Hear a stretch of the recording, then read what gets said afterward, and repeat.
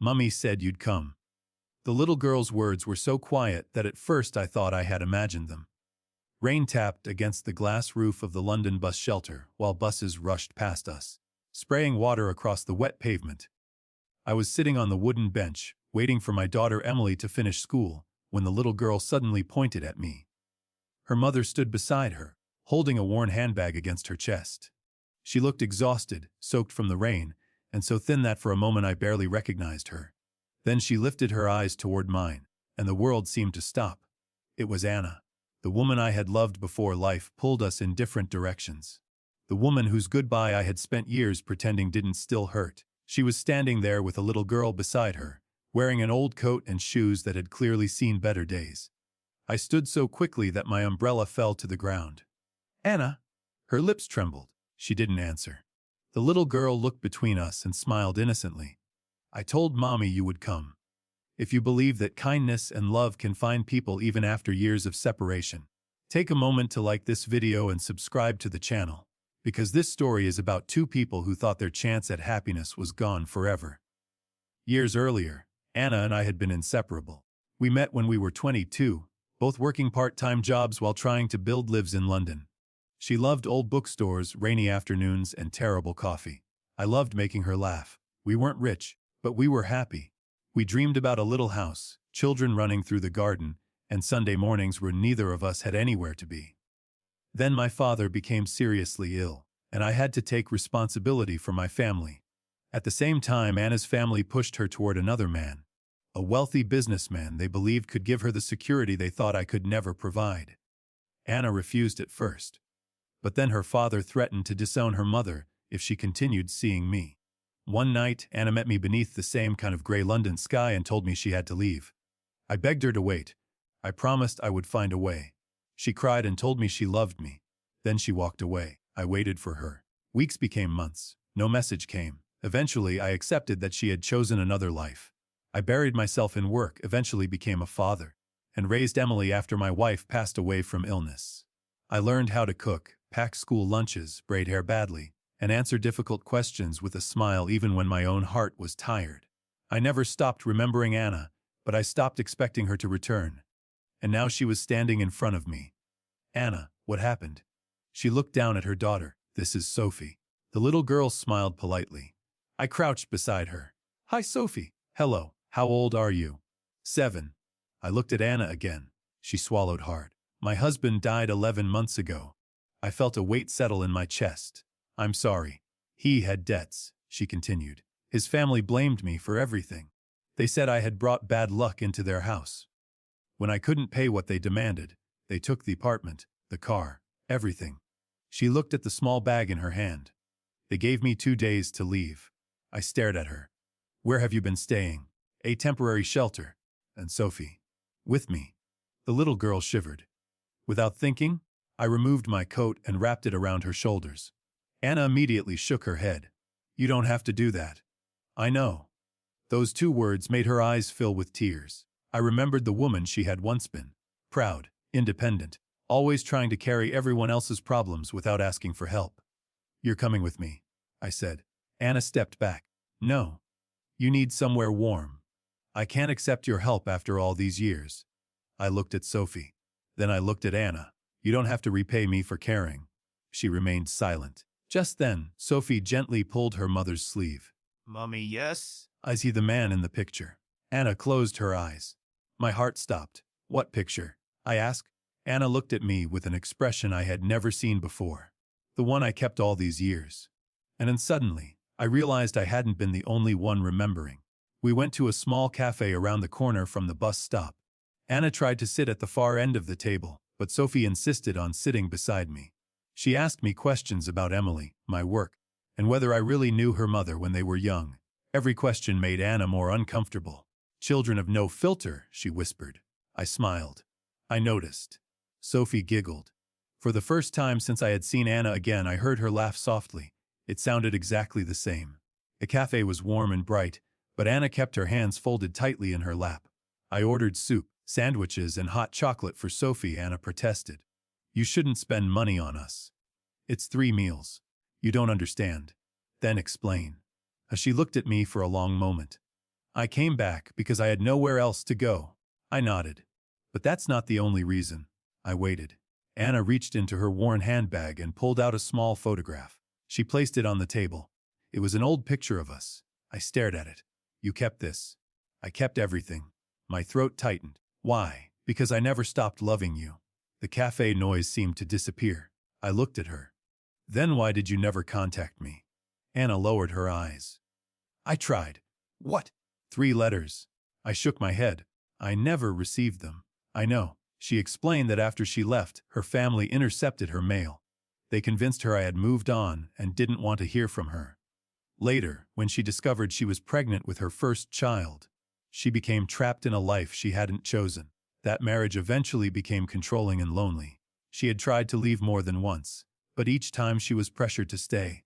Her husband died unexpectedly. His family blamed her, and after the funeral they threw her and Sophie out. But why come to me now? I asked. Anna looked toward Sophie. Because she asked me where we could go. Sophie was quietly drinking her hot chocolate. I told her about you, and my heart beat faster. What did you tell her? That you were kind. Anna smiled sadly. I told her that once, a long time ago. You gave your last money to a stranger who couldn't afford a train ticket. I remembered. She had been there that night. You remembered that? I remembered everything. Sophie looked at me. Mummy said you always helped people. I smiled. I tried. Anna's eyes filled with tears. She also told me that if I ever became lost, I should look for the kindest place. I remembered. I stared at her. And you thought that place was me? She nodded. I hoped it was. Those words broke something open inside me. For years, I had believed Anna had abandoned me, but she had been carrying our memories through an entirely different life. Then my phone rang. It was Emily. Dad, where are you? I'll be home soon. Can I come? I looked at Anna, then Sophie. Yes. An hour later, Emily arrived with my mother. She looked at Anna, then at Sophie. Dade. This is Anna. Emily smiled politely. Hi, Sophie smiled back. Within minutes, the 2 girls are showing each other drawings. Anna watched them with a strange expression. What? I asked. She wiped her eyes. I used to imagine something like this. Like what? Our children meeting. I couldn't answer. That evening, I drove Anna and Sophie to a small guest apartment owned by a friend of mine. It wasn't luxurious, but it was safe, warm, and private. Anna stood at the doorway. I don't know how to thank you. You don't have to. She looked at me. You really haven't changed, I smiled. I have. How? I learned that love isn't always about holding on to someone. Sometimes it's about leaving the door open long enough for them to find their way home. Anna's eyes filled with tears. Before she went inside, Sophie suddenly ran back to me. She wrapped her arms around my waist. Good night. I hugged her gently. Good night, Sophie. As she pulled back and whispered, Mommy was right. About what? She smiled. You did come. Then she ran inside. I stood there in the rain, completely still. Because I finally understood that Anna hadn't returned looking for the man she remembered. She had returned because somewhere inside her heart, she still believed that man existed. And I desperately wanted to prove her right. The next few weeks changed everything. Anna found temporary work at a small bakery, while I helped her arrange permanent housing and legal assistance regarding the property her late husband's family had taken. I never gave her money directly unless she truly needed it. I wanted her to rebuild her independence, not feel indebted to me. She appreciated that more than anything. One evening, Anna came to my house carrying a paper bag filled with fresh bread. For you, she said. I laughed. You work at a bakery now. Are you bribing me with carbohydrates? She smiled. I wanted to give you something. I accepted the bag. Inside was a loaf of homemade bread and a small handwritten note. I opened it. It said, "Thank you for seeing me when I felt invisible." I looked at her. You don't have to thank me for that. I do. She sat down. For a while, we talked about everything we had missed. Her fears, my failures, the dreams we had abandoned, the people we had lost. There was no pretending the years hadn't happened. We couldn't erase them. We could only decide what to do with the time that remained. One afternoon, Sophie asked me a question that nearly made me choke on my coffee. Are you going to marry Mommy? Anna's face turned bright red. Sophie, what? That's not a question you ask people. Why? I laughed, because grown-ups take longer to answer questions like that. Sophie thought about it. Okay. Then she looked at Anna. Do you want him to? Anna covered her face. I couldn't stop laughing, but later that evening, when Sophie was asleep, Anna and I sat quietly in the kitchen. "I'm sorry," she said, "for putting you in that situation. You didn't." She looked at me. "Do you ever regret loving me?" I took a long breath. "Sometimes I regret the years we lost." Her eyes lowered. "But I don't regret loving you." She looked up. "Neither do I." We sat in silence. Then Anna said something that changed the direction of our relationship. "I don't want you to rescue me. I know. I want to stand beside you." I smiled. "That sounds better." She smiled too. Months passed. Anna became stronger. She found a permanent job, rented a small apartment, and began building a life that belonged to her. Sophie started attending the same school as Emily. The girls became close friends almost immediately. I watched Anna slowly return to herself. Her laughter came back. Her confidence returned. And one evening, while walking home beneath a row of glowing streetlights, she stopped. "I used to think love meant never letting someone go." I looked at her. "What do you think now?" "Sometimes love means letting someone become strong enough to choose you freely." I reached for her hand. "And what are you choosing?" She smiled. "You." I kissed her forehead. Not because we were trying to recreate the past, because we were creating something new, something older, something wiser, something built on truth instead of promises made by frightened young people. Then came the moment that nearly destroyed our second chance. Anna received a letter from her late husband's family. They claimed they wanted to see Sophie. Anna panicked. She was terrified they would try to take the child. For days, she barely slept. One night she came to my house shaking. "I can't lose her. You won't face this alone." "But what if they win?" I held her hands. "Then we'll fight the right way. With evidence. With lawyers. With the truth." She looked at me. "You keep saying we. Because you're not alone anymore." Tears rolled down her cheeks. "I spent so many years believing I had to survive everything by myself. You don't." She leaned against my shoulder. For the first time, I realized love wasn't simply romance. Sometimes love was sitting beside someone while they were afraid. Sometimes it was helping them believe tomorrow existed. The legal case took months, but eventually the truth came out. Anna had never been responsible for her husband's debts, and his family had no legal grounds to take Sophie from her. When the final decision came, Anna walked out of the courthouse holding Sophie's hand. She looked at me. "We're free." I smiled.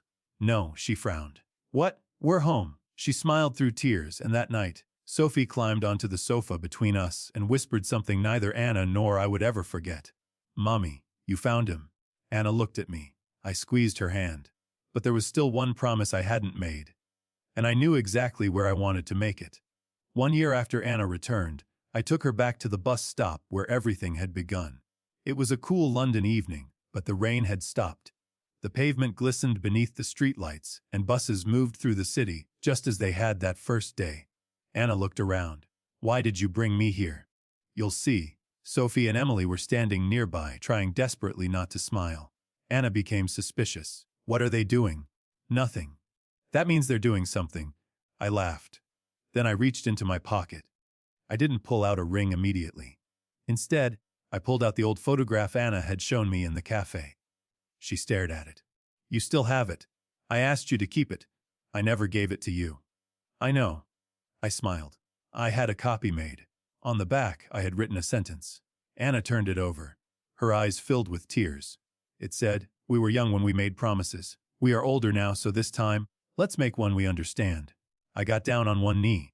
Anna covered her mouth. Sophie gasped. Emily whispered, finally. Anna laughed through her tears. "Daniel, I can't give you back the years we lost." She shook her head. "I don't want them back. I can't promise life will always be easy." "I know.